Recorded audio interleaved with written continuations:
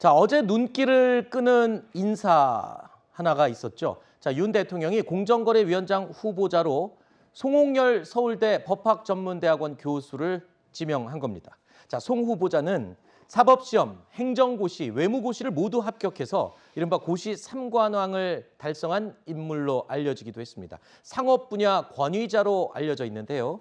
이 송 후보자가 인사청문회를 통과해서 공정위원장 자리에 오를 경우에 첫 번째 법조인 출신의 공정위원장이 될 것으로 보입니다. 자, 송 후보자, 윤 대통령과도 개인적인 친분이 있는 것으로 알려져 있죠. 네, 그렇습니다. 사실 이제 사법연수원 동기로 23기 같이 이제 윤석열 대통령이랑 연수원 동기로서 어떤 공부를 수학을 같이 했던 경험이 있는 분입니다. 사실은 저 역시도 제가 학부 시절에 송홍열 교수였었던 아, 그래요? 예, 수업을 좀 들었었는데 상법 분야에서는 정말 권위자가 맞거든요. 특히 이제 요즘에 가장 이 공정거래위원장에게 그 중요하게 떨어진 과제가 뭐냐면 온라인 플랫폼과 관련된 공정거래 이슈 이런 것들이 앞으로 굉장히 중요해지고 있는 상황입니다. 이제 그 분야에 있어서는 확실히 탁월성을 좀 갖추고 있는 인물이다라고 제가 스스로 말씀드릴 수 있고 실제로 학계나 어떤 그 업계 평가내는 굉장히 훌륭한 교수다라는 것은 틀림없는 사실입니다. 네.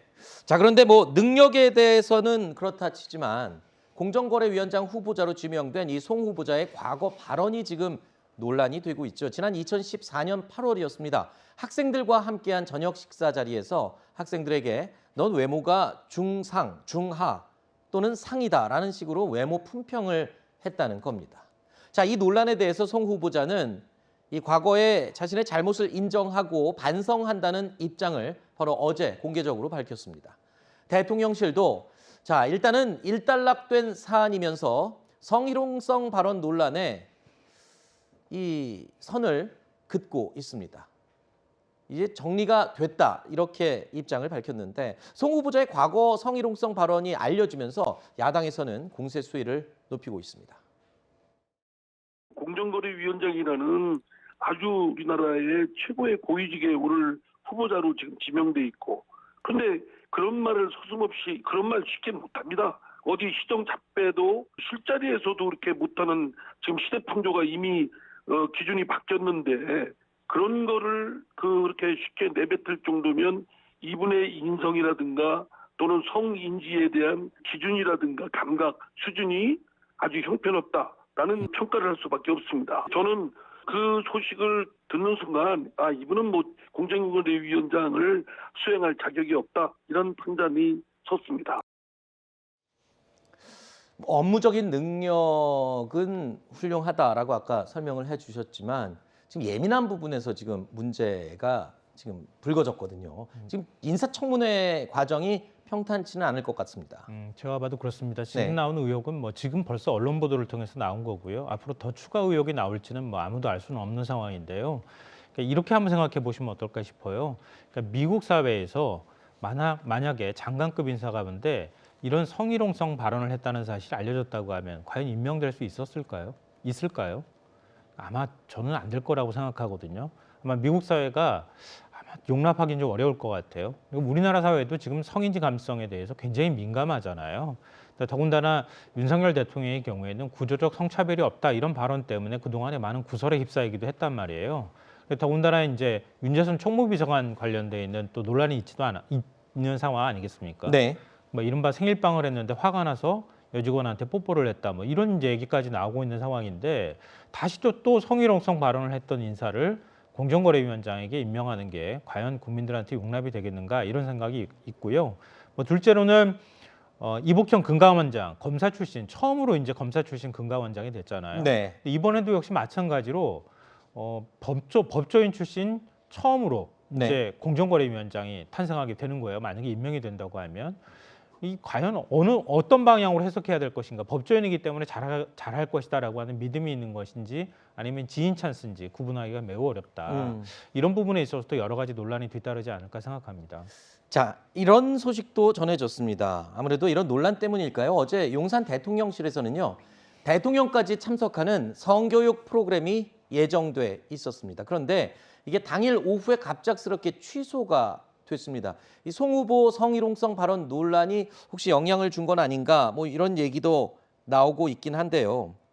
일단 윤 대통령 오늘 출근길에서도요 기자들과 만나서 질의응답 시간을 갖기도 했습니다. 자연스럽게 이번 인사 검증에 대한 질문들이 쏟아져 나왔는데 대통령 이런 반응을 보였습니다. 윤석열 후보자라든지 박순애 총리 또 뭐 김승희 전 후보자 같은 경우에는 부실 인사라든지 뭐 그런 인사 실패라는 그럼 전 정권에 그 지명된 장관 중에 이렇게 훌륭한 사람 봤어요? 또 다른 질문. 대통령님, 인사 취재를 하게 되면 가장 많이 듣는 말이 인사는 결국 대통령이 책임을 진다 이 말인데 그렇습니다. 지금 이 반복되는 문제들이 사전에 충분히 검증 가능한 것들이 많았거든요. 이게 인사 다른 정권 때하고 한번 비교를 해보세요. 사람들의 가질이나 이런 것을. 네. 인사검증 문제 질문에 대해서 윤 대통령이 상당히 예민하게 지금 반응을 보인 것 같습니다. 다른 정권이랑 비교를 해봐라. 정권 초기에 인사검증 때문에 사실 과거에도 굉장히 시끄러웠던 기억은 있습니다. 그렇습니다.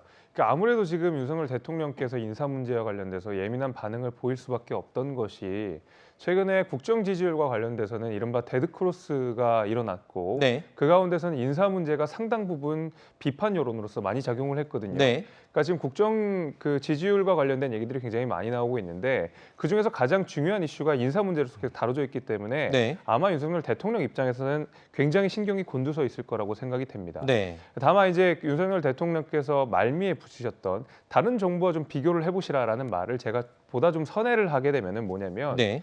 앞서서 우리가 이야기했던 송영열 후보나 아니면 그전 장관 후보자 같은 경우에 전문성에 대해서는 사실 큰 이견들이 없는 것 같습니다. 네. 송영열 후보자도 굉장히 유능한 학자였기 때문에 그런 좋은 평판들을 받아왔고 적임자다라는 이야기도 굉장히 많았거든요. 마찬가지로 박순애 후보자 역시도 조직 평가와 관련된 굉장히 뛰어난 학자로서 인정을 받았던 분입니다. 그러니까 이런 전문성에 있어서는 비판을 하지 않지만 네. 후보자의 자질이나 과거의 언행, 그러니까 인성 이런 문제들에 대해서 비판의 수위를 높이고 있는 상황이거든요. 네. 전 정부를 비교해봤을 때 당시 이제 야당에서 가장 많이 비판했었던 부분은 전문성보다는 이념이나 진영에 매몰되어서 인사가 이루어지는 것이 아니냐, 이른바 네. 코드 인사가 끊임없이 이루어지는 것이 아니냐, 회전문 인사 아니냐라는 비판들을 많이 했거든요. 그래서 그 전 정부에게 비판했던 인사 문제랑 지금 윤석열 정부에 향해지는 인사 문제의 결이 조금 다르다라는 방식으로 선회를 하고 있습니다, 저는. 네.